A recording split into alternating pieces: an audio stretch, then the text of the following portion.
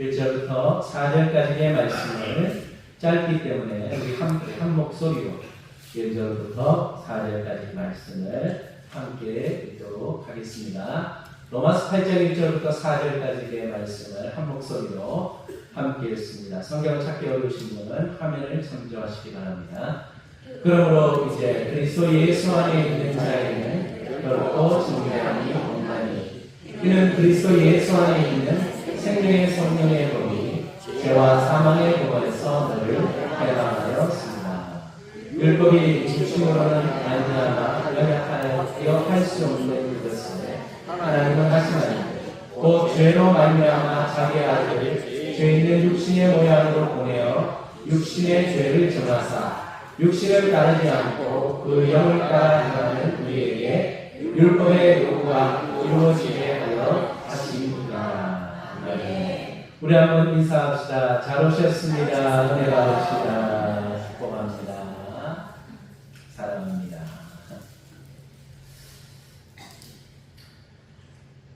너무 더워서 교회가 제일 시원하죠. 우리에게 이런 은혜를 주시고 행복을 주신 하나님께 감사와 찬양을 올려드립니다. 몇 해 전에 입양기관에서 소개했던 실제 사례를 바탕으로 재구성한 이야기입니다. 한 아이가 있었는데 태어날 때 부모로부터 버림을 받게 되었습니다. 보육원과 여러 위탁 과정을 전전하며 자랐어요. 그 아이는 기대하고 있었습니다. 이번에는 진짜 가족이 생기겠지 라는 그런 희망을 가졌습니다. 시간이 지나서 어느 가정에 입양되게 되었는데 한 8살 정도의 나이가 되었습니다. 이 사람들이 또 나를 버리면 어떡할까 라는 그런 두려움이 그 아이의 마음속에 항상 있었어요. 그런데 이 아이는 이제 법적으로 완전히 입양되었고 진짜 아들이 되었습니다. 모든 것이 달라졌고 행복해져야 하는데 이 아이는 불안한 거예요. 자기의 방도 생겼고 새 책상도 생겼고 다른 학교도 다니게 되었는데 실수할 때마다 불안한 거예요. 우유를 쏟아버렸어요. 엄마가 괜찮아 닦으면 돼 라고 말하는데 마음이 불안해지고 얼굴이 하얘지는 거예요. 또 학교에서 시험을 못 치면 왠지 부모님에게 버림받을 것 같은 생각이 드는 거예요. 이제 내 보육원으로 내쫓으면 어떡하지?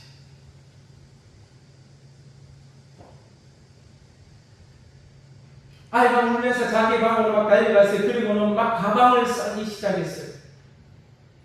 부모님, 너 지금 뭐하니? 죄송해요. 제가 너무 잘못했어요.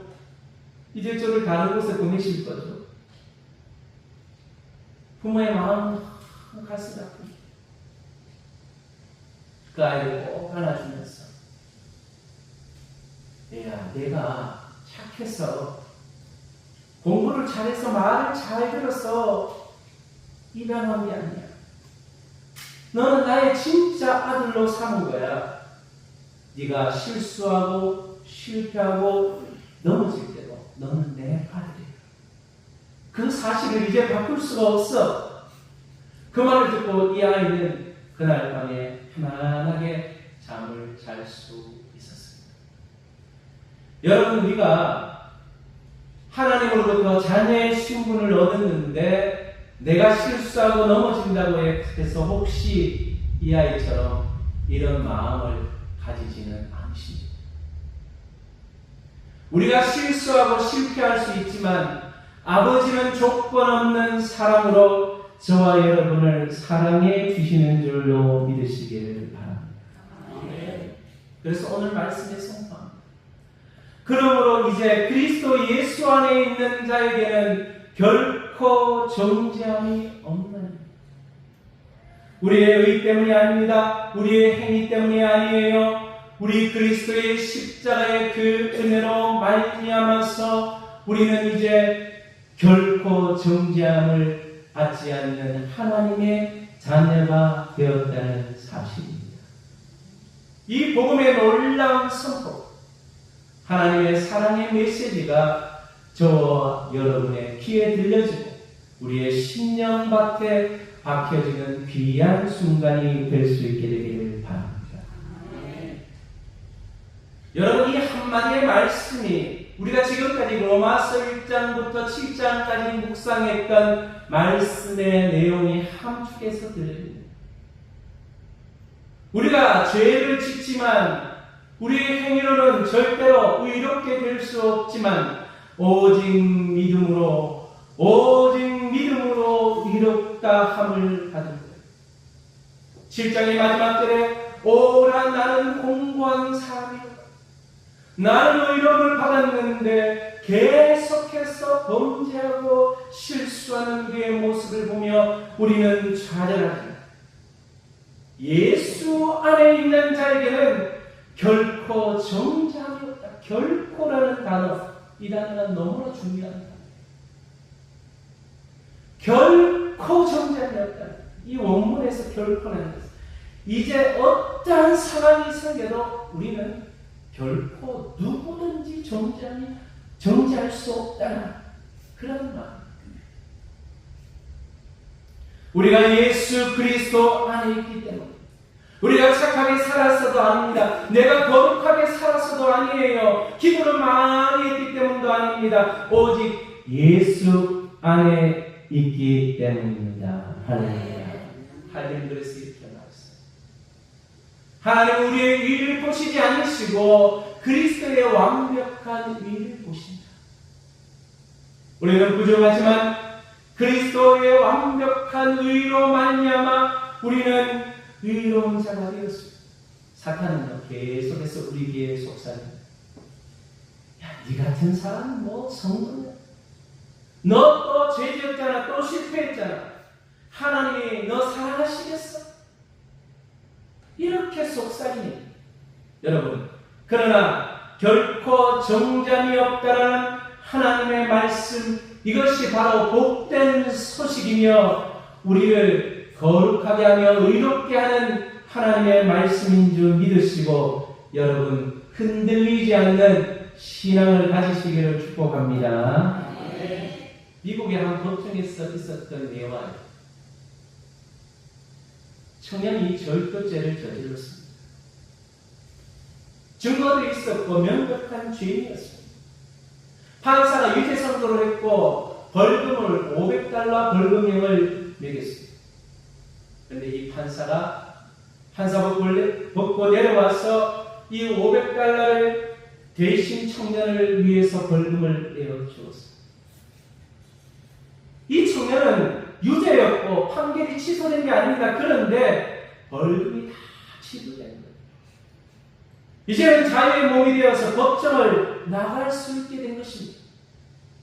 여러분, 저와 여러분의 죄가 우리 예수 그리스도의 그 십자가의 공로로 말미암아서 우리의 형벌을 대신 지불해 주셨습니다. 죄의 대가를 대신 지불해 주셔서 이제는 더 이상 저와 여러분이 죄가 없는 완전히 죄의 용서함을 받은 정죄함을 받을 필요가 없는 사람인 줄로 믿으시기를 바랍니다, 여러분.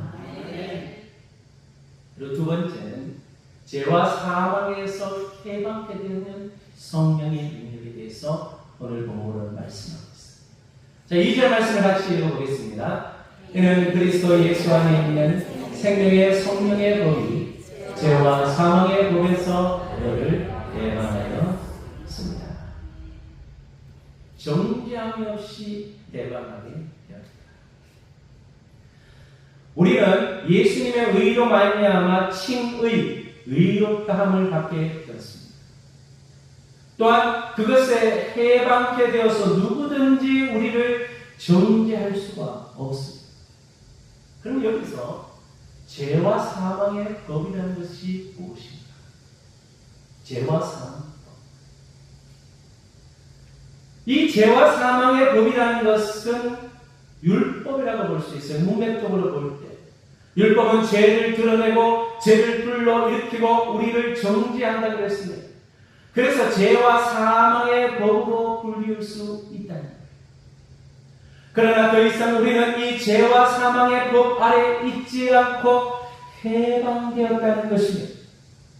바울은 이런 해방을 경험하게 되었습니다. 그러나 우리를 해방케 하는 것은 바로 그리스도의 성령, 그리스도 안에서 성령을 통해서 해방되었다는 것입니다.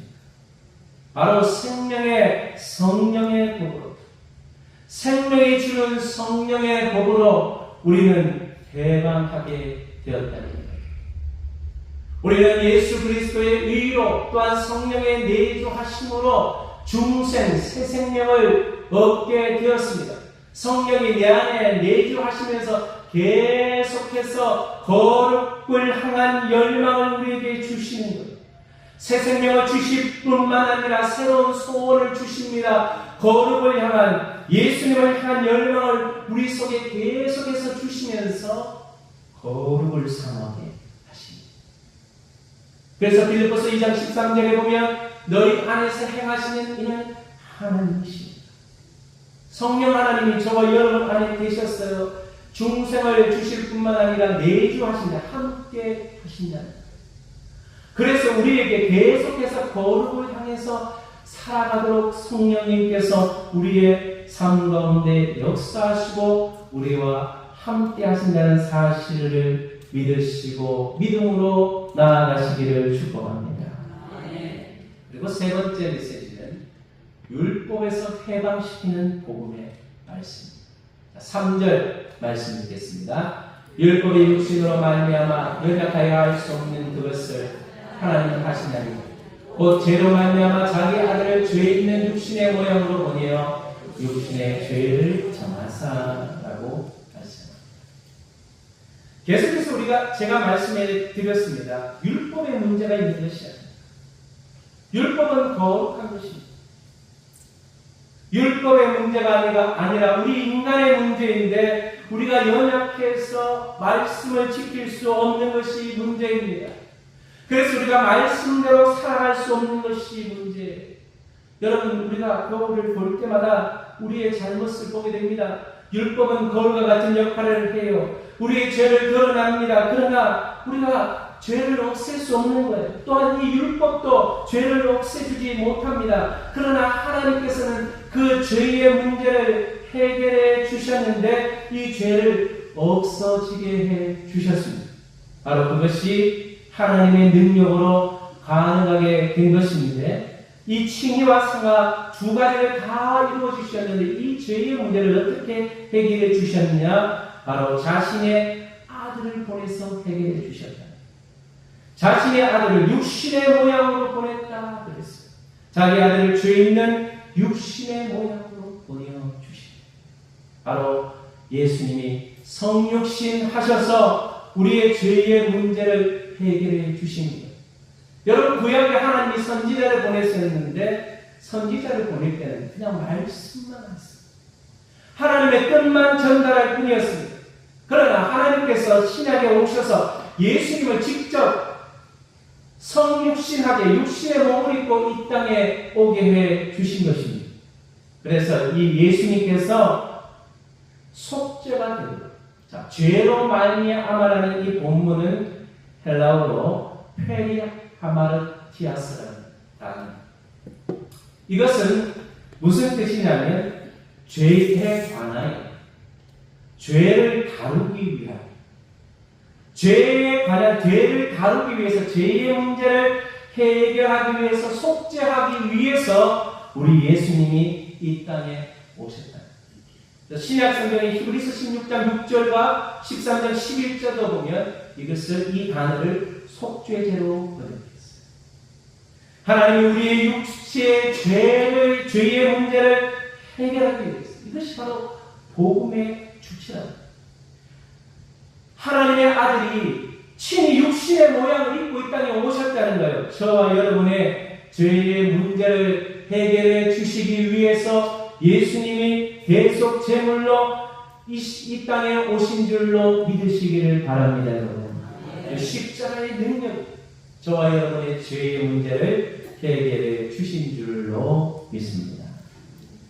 또한 네 번째, 이 성령이 우리 가운데 오셔서 거룩하게 하신다.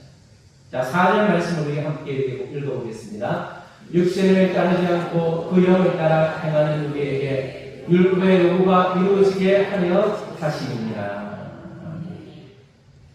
우리가 칭의를 받아서 이제 성화의 과정으로 가는데, 이 성화의 과정을 가는 데 있어서 성령의 역사와 도움으로 가능하게 하셨다는 것입니다. 그래서 이 율법의 요구가 성취되는데 영을 따라 해야 돼. 오직 이 성령의 열매로 말미암아 성화의 과정으로 가는데, 이것을 칼빈은 뭐라고 말했냐면 칭의와 성화는 결코 분리되지 않는다라고 말했어요. 자, 그 말은 뭐냐면 구원받은 하나님의 백성은 성화로 가게 되는데 이것은 당연한 것이라는 거예요. 구원받은 사람은 성령의 도우심으로 계속해서 성화의 과정으로 나아가게 된다는 것입니다. 누구의 도움으로? 성령의 도움으로. 할렐루야. 내 힘이 아니라 성령의 도움으로 율법의 요구를 성취할 뿐만 아니라 우리가 계속해서 성화되고 변화된다는 사실입니다. 에스겔서 36장 27절을 보면 또 내 영을 너희 속에 두어 너희로 내 규례를 지켜 행하게 하리니. 성령을 우리 속에 두셨다. 성령님이 우리 속에 함께 거하시고 내주하셔서 그리스도로 말미암아 우리가 구원받은 은혜를 누리는 것뿐만 아니라 우리가 성화되어가는 과정을 이루어갈 수 있도록 하신다는 사실을 여러분 믿으시기를 축복합니다. 여러분 아직도 죄 때문에 낙심하고 계세요. 나는 왜 잘안 될까? 똑같은 죄를 또 짓고 또 짓고. 오라, 나는 공고한 사람이라. 내 육체가 계속 죄를 삼하고 죄를 짓는 길로 가. 그런데 여러분 실망하지 마시길 바랍니다. 저와 여러분의 그 죄의 문제를 해결하시기 위해서 예수님이 저와 여러분의 죄를 계속해 주셨고, 예수님을 믿는 여러분에게 성령님께서 내주하셔서 지금도 일하고 계시는데, 여러분 성화라는 것은요 하루아침에 되어지는 게 아니에요. 예수 한번 딱 믿고 영접했다고 하루아침에 거룩해지는 것이 아니라 매일매일 조금씩 우리의 평생에 걸쳐서 성화가 일어나게 되는 줄 믿으시기를 바랍니다. 마틴 루터는요 종교개혁을 하는데 사탄이 계속해서 네가 죄인인데 무슨 종교개혁을 할 수 있어라고 말할 때 그는 이렇게 외쳤어요. 사탄이 외쳤어요. 나는 죄인이다. 그러나 예수 그리스도는 나의 완벽한 의시다. 우리 한번 따라해 볼까요? 나는 죄인이다. 그러나 예수 그리스도는 나의 완벽한 의시다. 사탄이 우리의 마음속에 속삭일 때마다, 여러분 우리가 완벽하기 때문에 구원받은 것이 아닙니다. 예수 그리스도의 의 때문에 우리는 구원받았어요. 여러분의 실패를 바라보지 마십시오. 우리는 다 실패하고 넘어집니다. 우리 그리스도의 십자가를 바라보시기를 바랍니다. 여러분 우리의 과거의 죄도요, 현재의 연약함도, 미래의 모든 실패도 하나님 법 아래서 결코 우리를 정죄할 수 없는 것입니다. 성령께서 우리와 함께 내주하셔서 우리는 계속해서 하나님을 바라보게 되며 거룩을 사모하며 나아가게 되는 것입니다. 나의 능력이 아니라 오직 예수 그리스도의 의와 성령의 은혜로, 성령의 능력으로 우리는 날마다 더 거룩하게 되어가는데 완전을 향해서 나아가는 겁니다. 지금은 완전하지 않습니다. 그러나 그리스도께서 완전하신 것처럼 우리는 하나님 나라의 천국에 가서는 완벽하게 영화로운 사람으로 만들어지고 빚어지게 될 줄로 믿으시기를 바랍니다. 그래, 여러분 담대히 고백합시다. 나는 완전해서 구원받은 것이 아니다. 그리스도께서 완전하시기 때문에 구원받은 사람입니다. 이 말씀을, 이 고백을 계속해서 고백할 수 있게 되기를 바랍니다. 여러분, 오늘도 그 크신 주님의 사랑, 우리는 실패하고 넘어졌지만 우리의 신분의, 자녀의 신분이 바뀌어지는 게 아닙니다.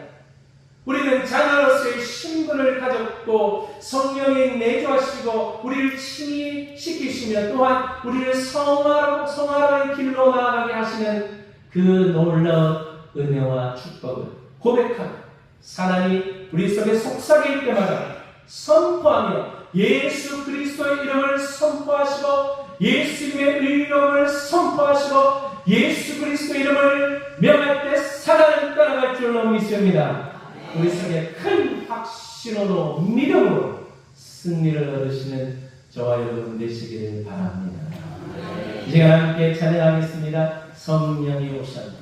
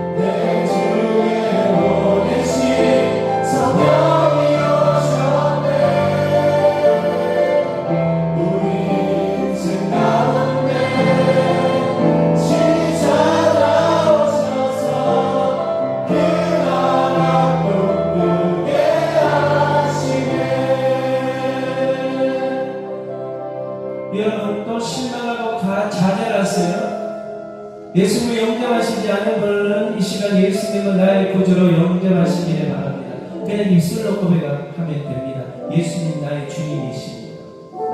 한번 고백할게요. 예수님 나의 주님이십니다. 예수님을 믿음으로 성령의 내주를 경험하였습니다. 이제는 천국을 선물로 받았습니다. 하나님의 자녀가 되었습니다. 이제는 결코 정죄를 받지 않습니다. 이런 고백을 하면 이 시간 성령님께서 여러분을 임재하셨어요. 내주하셨습니다. 그럼 성령님께서 이제 여러분의 삶을 이끌어 가시는데 여러분이 하나님 앞에 나아가기만 하면 돼요. 예배 자리로 나아가기만 하면 됩니다. 기도의 자리로 나아가기만 하면 돼요. 말씀을 듣는 자리로 나아가기만 하면 됩니다. 성령님이 여러분을 이끄시고 변화시키시고 성화시키시고 하나님의 자녀로 하나님의 사역자로 세워가십니다. 이 시간 들은 말씀을 기억하면서 이 시간 성령님 더 강하게 나를 지배해 주시고 역사해 주셔서 하나님의 도움으로 수임받을 수 있도록 기도하고 이 시간 주의 몸으로 성령님 사랑하는 마음을 기도하며 봅시다.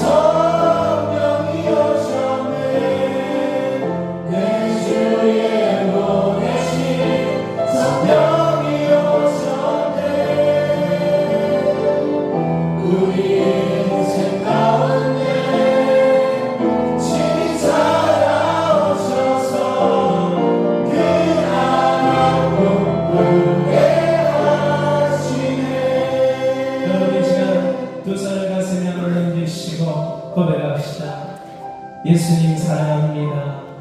고백합시다. 예수님 사랑합니다. 하나님 아버지 사랑합니다. 우리 입술로, 여러분 입술로 이 소리가 나오면 여러분 구원받은 하나님의 백성이, 근데 입술로 아버지라는 소리가 안 나오면 여러분 구원을 받지 못했을 가능성이 있어요. 이 시간 고백합니다. 예수님 사랑합니다. 아버지 사랑합니다. 입술로 고백하세요. 여러분 귀에 들리고, 이게 입술에서 안 나오면 여러분 구원을 위해서 기도해야 돼요. 은혜를 받도록 하나님 도움을 달라 기도해야 돼요. 이 시간 다시 한번 성령님 우리 속에 역사해 주시고 우리를 강하게 믿음의 사람으로 이끌어가게 해달라고 이 시간 다시 한 번 더 통성으로 이 시간 성령님들을 내가 경험하고 예수님을 믿고 예수님을 주님으로 고백하며 하나님을 아버지라고 고백하는 친구들의 삶이 되게 됩니다. 이 시간 주님 아버지 이름 한번 부릅시다. 아버지 한번 불러봅시다.